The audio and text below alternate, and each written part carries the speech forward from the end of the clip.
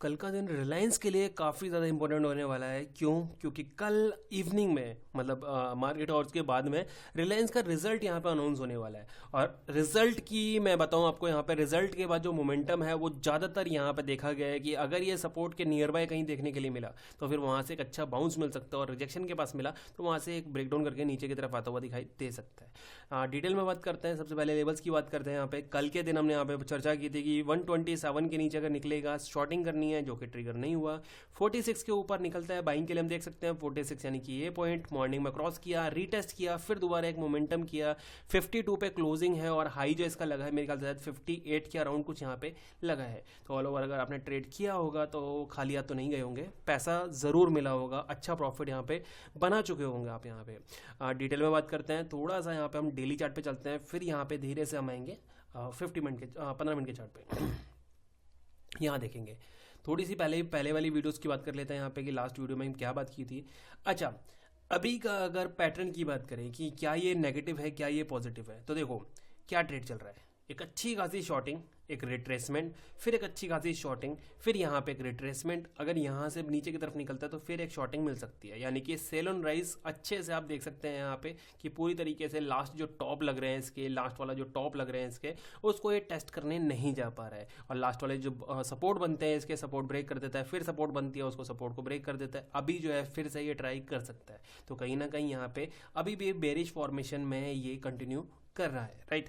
अभी की अगर यहाँ पे देखें तो एक इसने यहाँ पे एक वेज पैटर्न क्रिएट किया हुआ है, ये इसका एक ऊपर का रिजेक्शन है, ये एक सपोर्ट है इसकी। इस वेज पैटर्न की अगर बात करें तो ये भी आपको इंडिकेट कर रहा है कि हाँ यहाँ पे ये ब्रेकडाउन की संभावना थोड़ी सी ज़्यादा है, क्योंकि ज़्यादातर वेज पैटर्न देखा गया है कि ये ब्रेकडाउन ही करता हुआ, अपर साइड का वेज पैटर्न ब्रेकडाउन करता हुआ दिखाई दे जाता है। और यहाँ पे ब्रेकडाउन का मतलब है 1200 का ब्रेक होना, और 1200 का ब्रेक होने का मतलब है यहाँ से फिर आपको लगभग 70-80 पॉइंट के आसपास का डिप आराम से देखने के लिए मिलना। तो ये चीज़ हो गई नेगेटिव कि इनकेस अगर रिजल्ट के बाद यहाँ पे नीचे की तरफ निकलता है तो सपोज 1200 ब्रेक होता है तो फिर 1151 1150 को टेस्ट करने नीचे जाता हुआ दिखाई दे सकता है। तो ये नेगेटिव बात हो गई। अब थोड़ी सी पॉजिटिव बात कर लेते हैं, राइट। आज के काम की बात करें, लगभग 1% के आसपास किसने अप मूव लगाई है, लगभग 1%, ठीक है।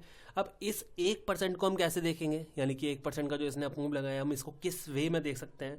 तो सबसे पहले हम क्या करेंगे, यहाँ पे आपको एक रेड कलर की या फिर मैरून कलर की एक लाइन दिख रही होगी, राइट, ये वाली लाइन। अब ये क्या है, ये रीसेंट टॉप ये वाला, रीसेंट बॉटम ये वाला। इन रीसेंट टॉप और बॉटम का 50% का फिबो है, राइट, फिबो का 50%, ये मार्क कर दिया।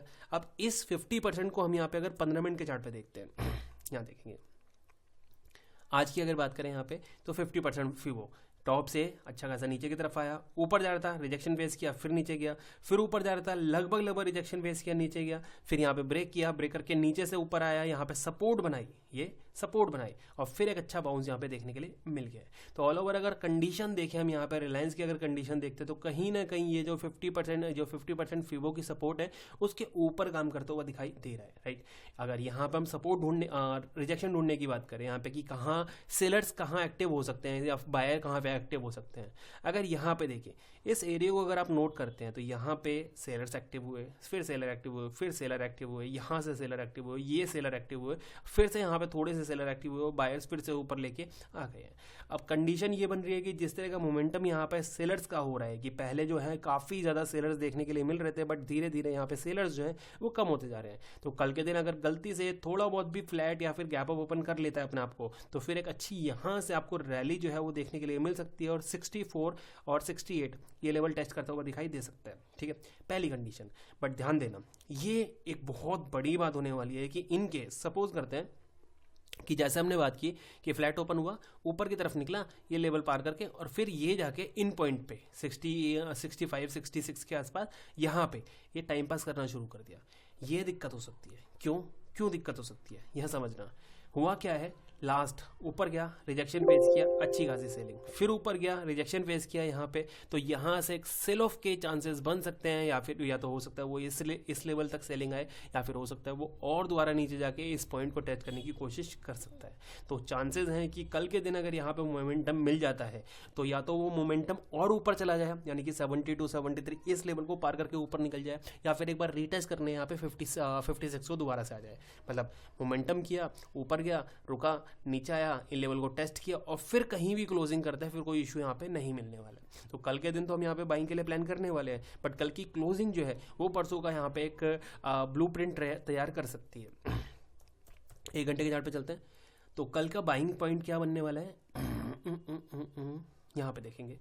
कल का बाइंग पॉइंट बहुत इजी रहने वाला है। यहाँ पे इनकेस अगर ये ऊपर निकलता है और 55 को क्रॉस करता है, 55 क्रॉस करने के बाद में 64 पहला टारगेट और 69 दूसरा टारगेट, कहाँ क्या क्रॉस करता है, 55 को, 1255, ठीक है। 55 अगर क्रॉस होता है तो फिर हम इसको बाइंग के लिए कल के दिन देखने वाले हैं।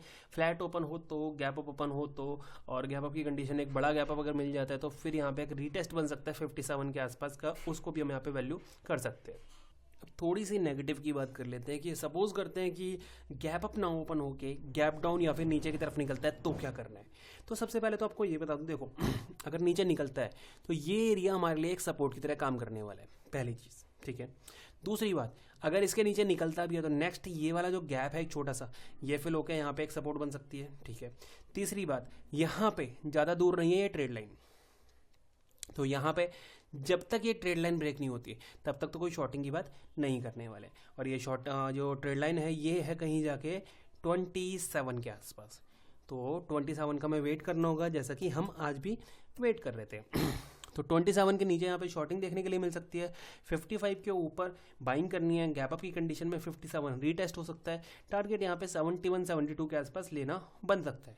यहाँ पे इतना टारगेट हो सकता है कल के दिन टेस्ट करने चला जाए। बाकी देखते हैं कल के दिन कैसे काम करता है। रिलायंस वीडियो पसंद आए तो लाइक कर देना।